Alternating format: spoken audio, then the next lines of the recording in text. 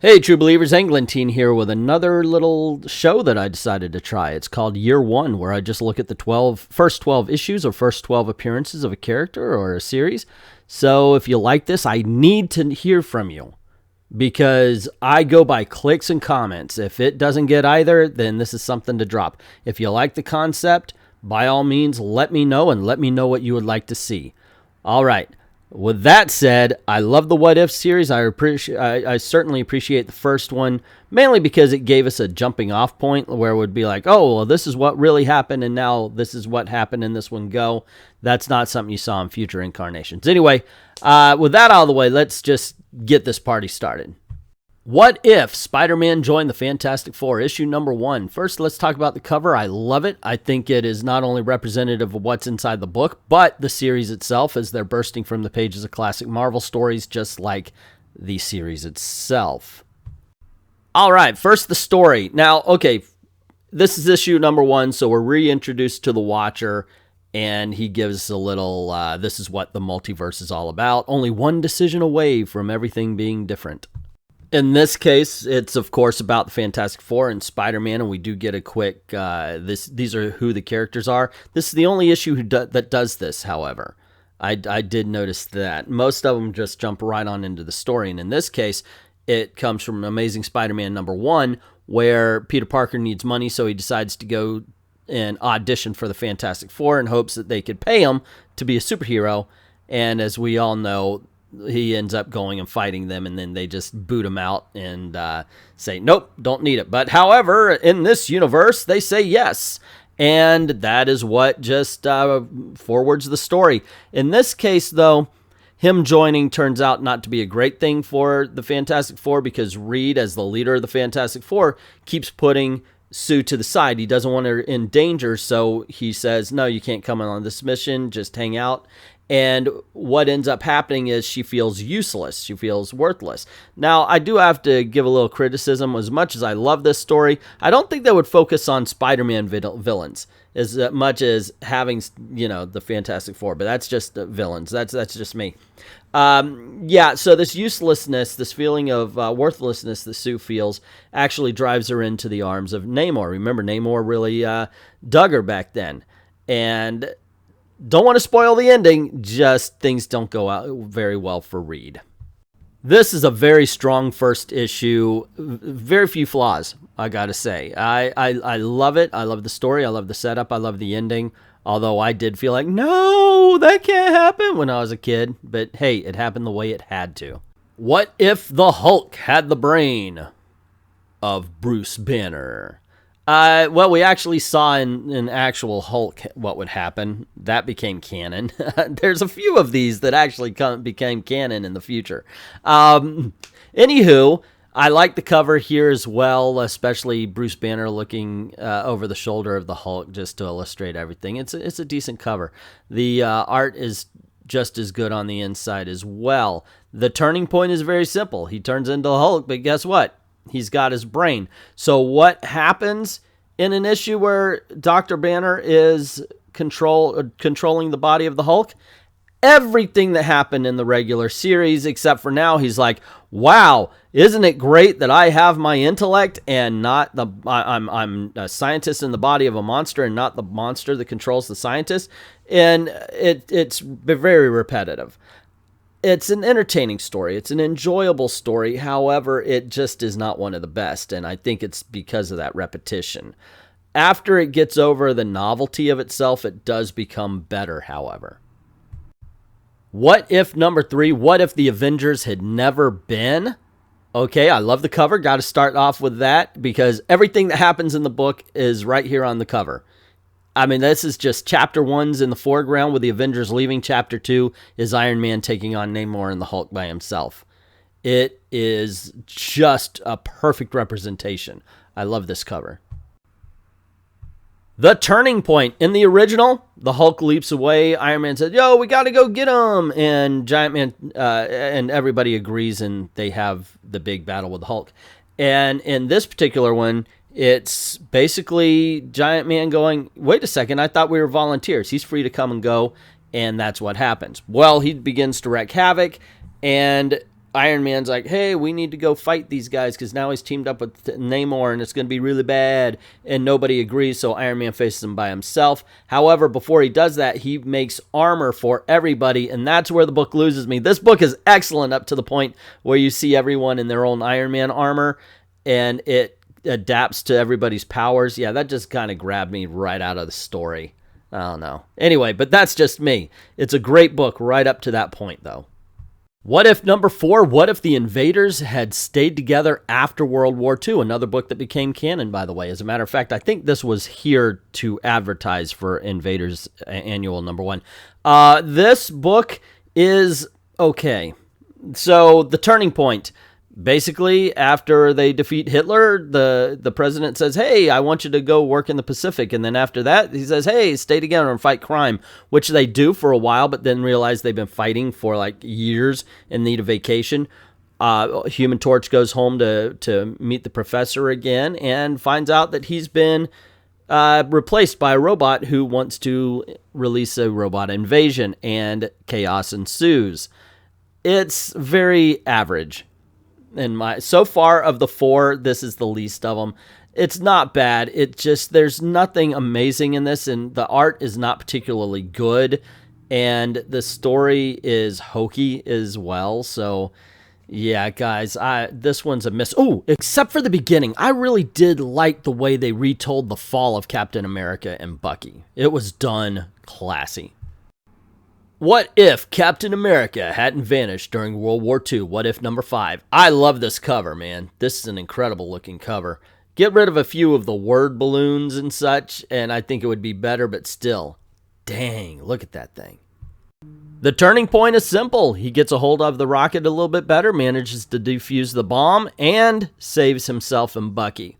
Continues to fight crime for a while until LBJ says, hey, look, there's this new terrorist organization called Hydra, and we're going to create a countermeasure called S.H.I.E.L.D., and we want you to be the head of it. But Cap says, nope, goes to Bucky. However, Bucky's like, I shouldn't take it. I'm going to be Captain America. You run S.H.I.E.L.D., and of course, things happen. And it's I don't want to spoil things. I'm sorry, but that's why I'm being vague on these. I think you should read them, so I'm just giving you the premise. I think this is the best of the bunch right here. Seriously, the story's done very well. The writing is excellent, and the art is, as you can see, just impeccable. This is really good classic Marvel art. Oh my gosh, I don't want to spoil things, man. Because this, so far, is my favorite of What Ifs. And it might be in my top 10 of the original 48. Yes, I am counting the Iron Man and Submariner special that came after the original run. What if number 6? What if the Fantastic Four had different superpowers? I am sorry for the poor scan of this cover, but it's a bad cover anyway and had nothing to do with what's inside the story. However, what is inside the book is a lot of fun. I mean, it's cheesy, but it's fun. Now, granted, the turning point, you know exactly where it is. They go through the cosmic rays, everything's normal, and then, of course, when it's time to change, they just change into something different. The Thing, and Ben Grimm gets dragon wings. Johnny Storm becomes a Colossus-like metal guy. Reed Richards becomes an actual big brain. And in a fit of creativity, Sue Storm gets Reed Richards' stretching powers. So that was just in the cards for somebody. Guys, I'm telling you, this is probably the most shallow, yet one of the more fun issues of What If. I mean, it is just thoroughly enjoyable, man. I do like the fact that they really do play off that now Sue Storm and Reed Richards can't be together, even though, you know, they were in love. And it's kind of like a man with two brains situation where she's talking to a brain in the jar, and that leads to things happening. There's just a lot of really good story elements. I think that Ben Grimm's dragon wings are kind of useless. I'm sorry, but I'm not on board with that. But otherwise, I got into the other powers. Yeah, it's like I said, it's a lot of fun, and yeah. I would say probably, I don't know if it'd be in the top 10 of all 48, but it's definitely in the top 10 of the first 12. What if number 7? What if someone else besides Spider-Man had been bitten by the radioactive spider? You have John Jameson, Flash Thompson, and Betty Brant, each one of them finding themselves in the lab on that fateful day and taking the spider bite for Peter Parker. It's an anthology book, so granted there's mixed results. Now, none of them are bad. The one with Betty Brant's a little uncomfortable because she needs Peter Parker to lead her around to be a superhero, which is like, oh, this is during the whole feminist marches and all that kind of stuff. Dang, I'm actually surprised they did that. Flash Thompson has the best costume. Betty Brant looks incredibly stupid as well. Maybe she's the weak link in this one, but. Yeah, even John Jameson doesn't look good in this one, I have to say. The stories are fine, except for the Betty Brant one. It's just the look of them is like, and of course, they all have different results. Some are more tragic than others. Oh my gosh, I don't want to reveal too much. It's just, yeah, check it out. It's a lot of fun. It really is. As much as I don't like the Betty Brant story, the rest of them are pretty cool. Talking about pretty cool.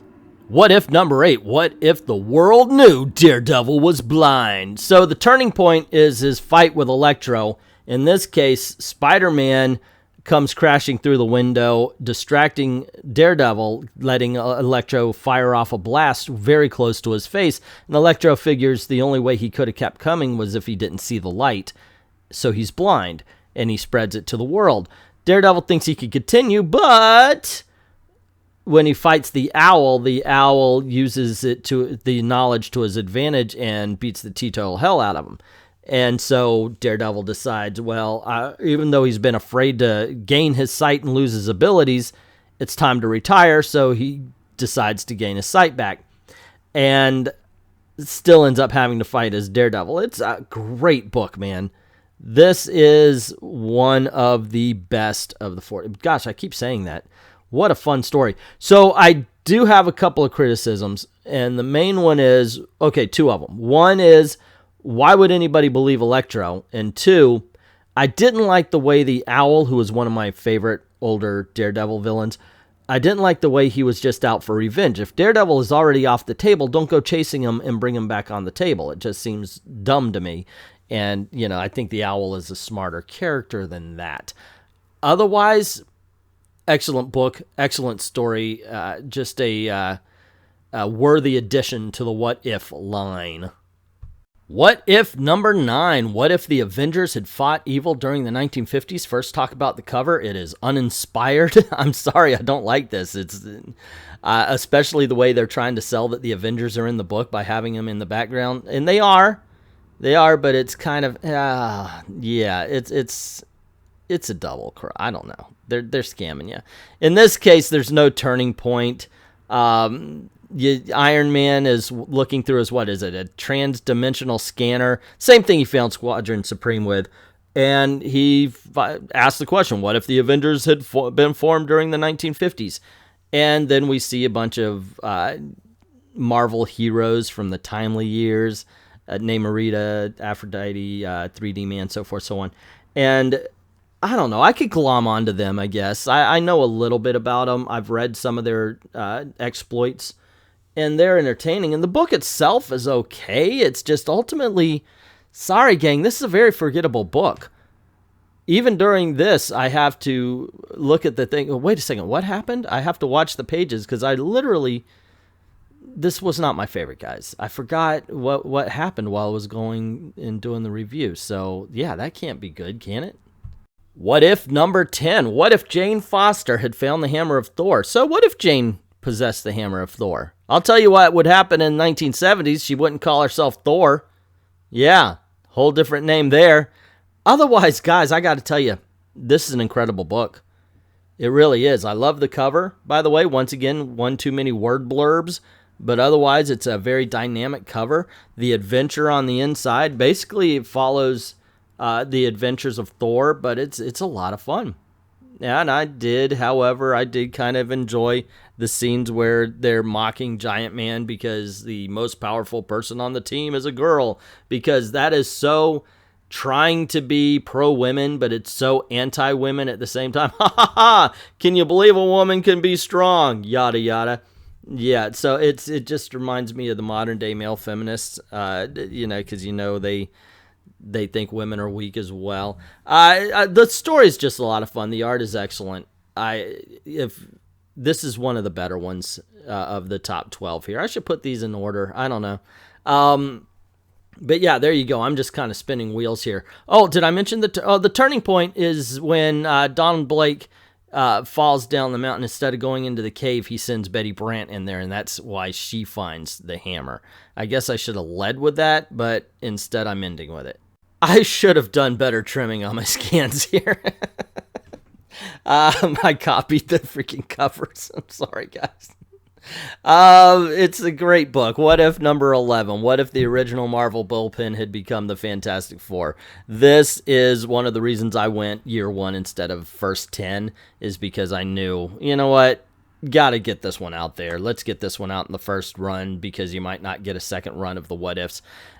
I love the cover, and inside we got Jack Kirby art. It's, oh my gosh, I forgot the fourth guy, but what you have is Stan Lee is Mr. Fantastic, Jack Kirby is the Thing, Flo Steinberg is the Invisible Woman. They receive a box in the Marvel bullpen, and it just covers them in cosmic rays and gives them the powers of the Fantastic Four. This, ladies and gentlemen, if you ever hear old-time farts like myself saying, wow, comics used to be a lot of fun, this is what we're talking about. This right here, man. This is just so enjoyable, so much fun. Saul Broad, I can't read his name it's passing by. Anyway, I got to tell you though, as much as I enjoy this issue, as much as I love the premise, this is a wordy book, man. It really is. Oh my gosh, every freaking panel, every freaking page is a Shakespearean sonnet. It's how long it is. Seriously.